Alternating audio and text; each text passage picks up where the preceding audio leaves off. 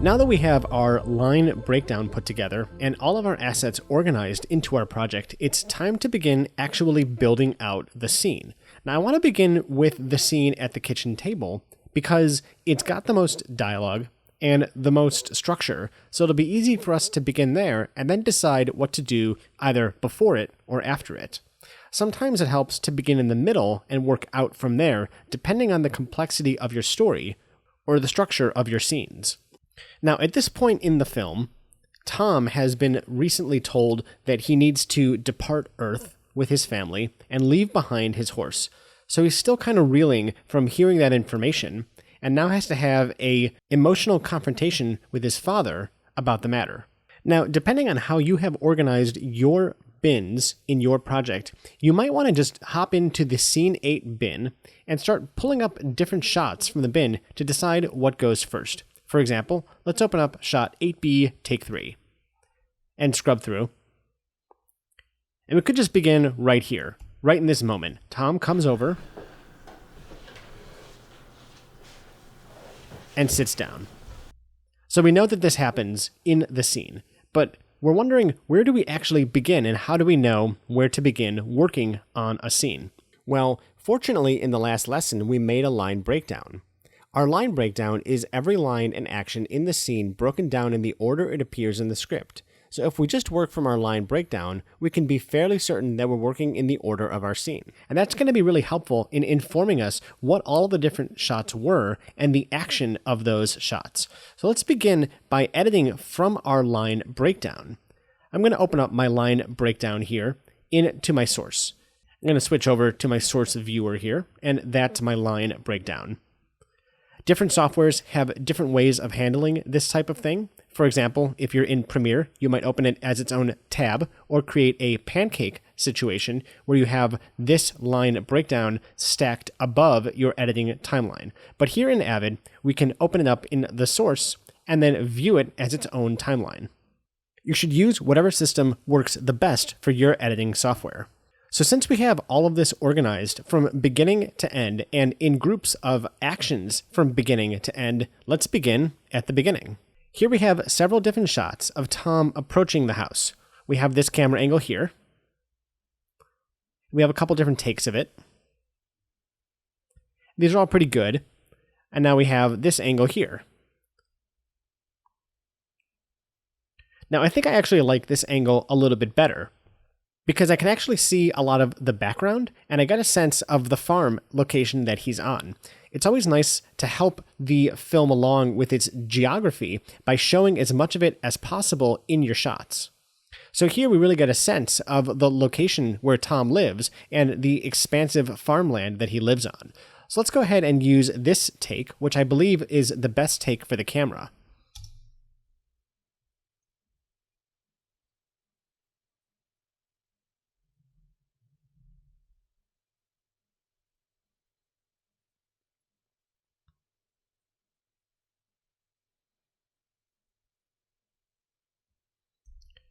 That's pretty good. Let's set an out point and an in point for the beginning of the shot. And we'll go back to our editing timeline here, and I'm just going to cut it in. Now we're going to go back to our source and look at the next group of shots that we can choose from for this moment. Tom's going to enter the house here, right up here. And we have lots of different shots. We have this camera angle here where Tom enters through the door.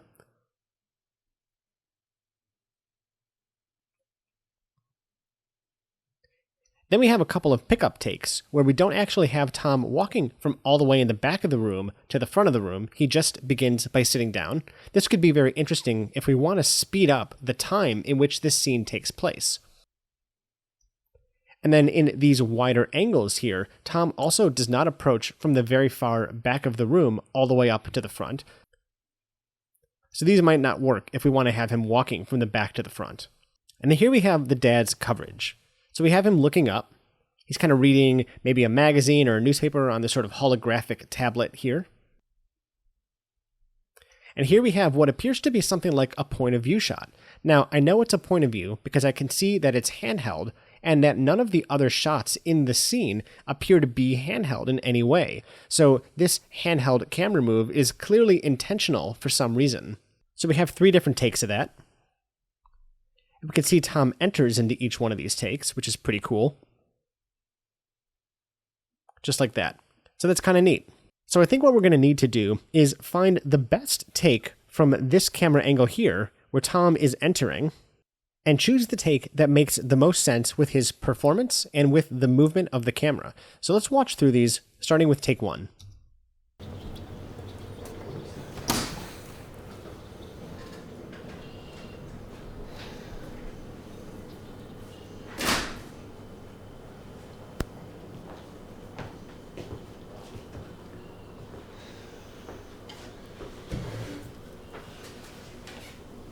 Here's where take 2 begins.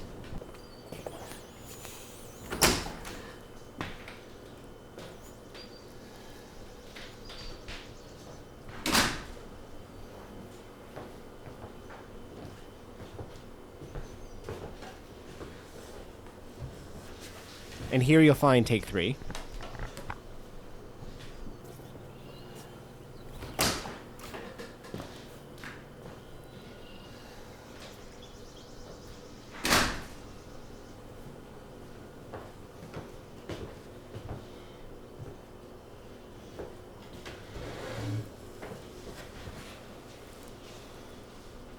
And here we have take 3 again, because when we broke this shot down, there were actually 2 takes in the same clip, meaning the camera team did not stop recording between takes, and so all of it counts as take 3.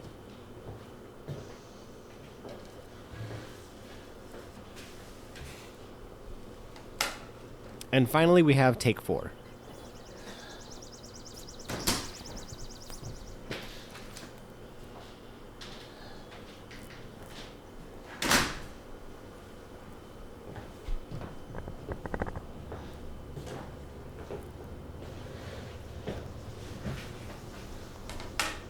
And that's all the different takes of him entering. Now, I really like what's happening here in 8A take 4. Tom gives a really good look as he enters, and it's a really strong performance from that actor. Let's go ahead and cut this shot into our scene. And we can look at our edit back to back now.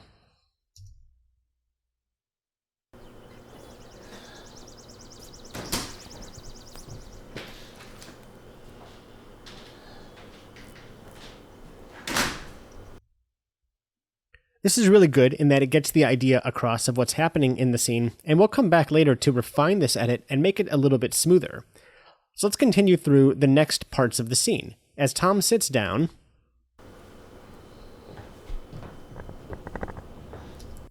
we might need to cut to his dad for a reaction.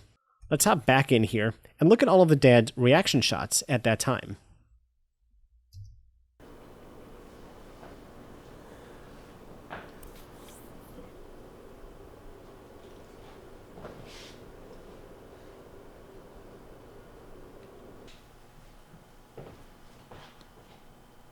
Three, two, one, action.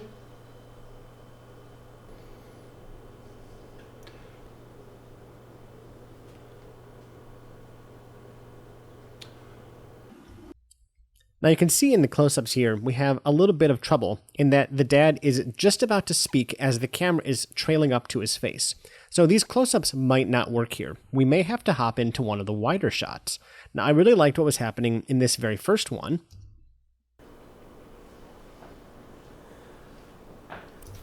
It feels like he sees Tom, wants to say something, but doesn't, and gives him an opportunity to sit down and maybe say something first. So let's go ahead and cut this shot into our scene. Now I've put it as an insert right here. Tom should still be walking at this time.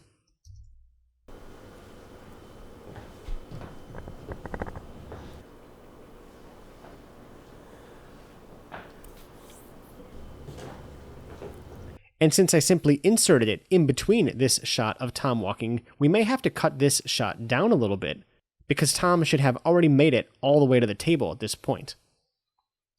This is perhaps the reason why on production, the crew was able to film additional pickup shots of Tom just sitting into position, because some of the camera work isn't great as we're trying to find Tom sitting in the longer shots. So let me head back to our source here and look at the different angles of Tom sitting down from the pickups or from the wider angle.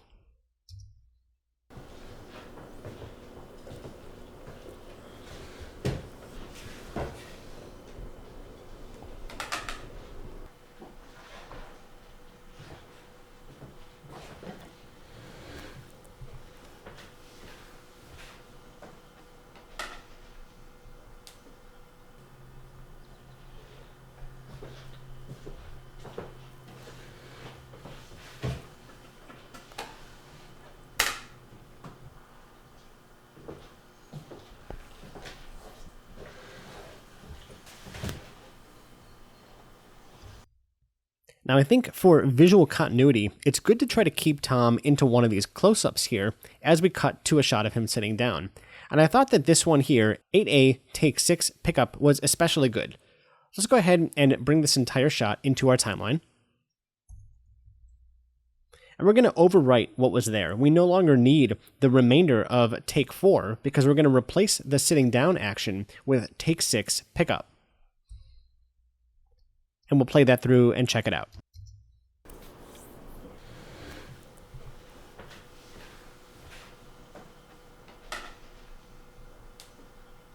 And that's great. It feels like Tom has a long, sort of solemn walk.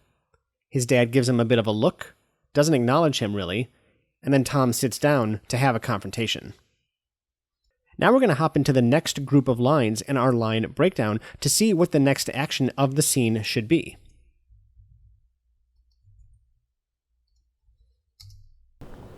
I left a suitcase for you in your room. We talked. Now, knowing that the next thing that happens is that the dad has a line to Tom, let's skip right to the dad's shots. I left a suitcase for you out in your room.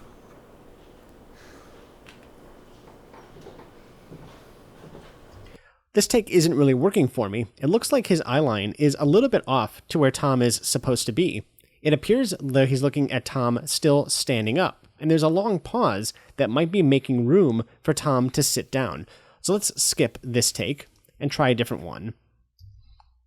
I left a suitcase for you out in your room. It looks like the same thing here. It appears that he's looking upwards a little bit too much, and so maybe if we go right to his close-ups, we'll find a better performance, and his eyeline will make a little bit more sense.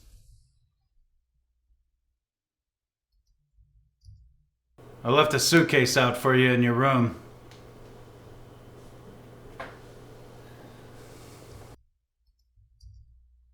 I left a suitcase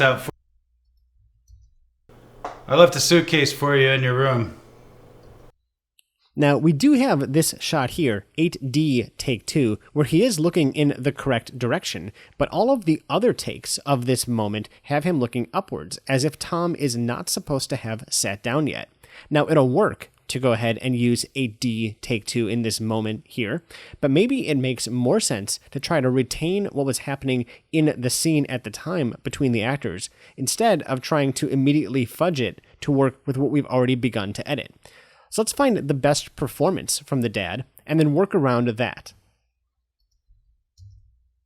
I left your suitcase for you in your room. Let's try take 3 here. I left the suitcase out for you in your room. And maybe take 4. I left a suitcase out for you in your room.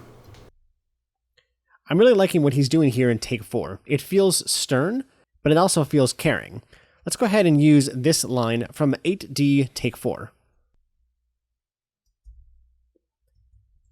And what we'll do is we'll cut it in before Tom sits down. In fact, perhaps all we have to do here is remove his reaction shot and instead replace it with his line. Let me go ahead and take this reaction shot here and just remove it from my timeline. And we'll try out the scene with this instead. I left a suitcase out for you in your room.